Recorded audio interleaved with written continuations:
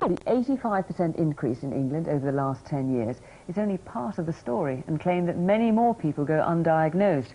The Conservatives say the figures support their case for the drug to be reclassified. Our health correspondent Jane Hughes reports.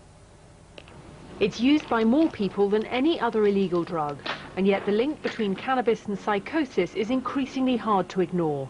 Cannabis-related admissions to mental health hospitals are rising sharply. There were almost 1,000 last year. But some experts think the problem's even worse and say parents should be aware teenagers are at greatest risk. If your 15-year-old is smoking daily cannabis, then I would think there's about a 1 in 10 chance that they will have developed a psychosis by the time they're 25. Scientists here at the Institute of Psychiatry have been studying the effects of the active ingredient of cannabis, THC. This is it. Back in the 60s and 70s, there was about 2 or 3% concentrate of this in cannabis. Now it's very much stronger, occasionally up to 18 or 20% concentrate. And the real concern is that those far stronger varieties are far more widely available to young people.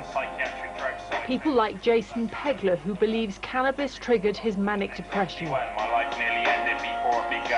He's now recovered and uses his music and writing to warn others of the risks. It made me more withdrawn, and sometimes when you take it, you become paranoid, and that paranoia is the first steps towards mania, which is a horrific experience which we wouldn't want anyone to experience.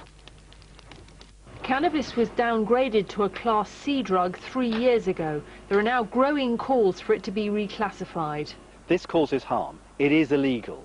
The classification should reflect the harm that it does. Therefore, classification as a Class B drug is a more appropriate classification for a drug of this kind.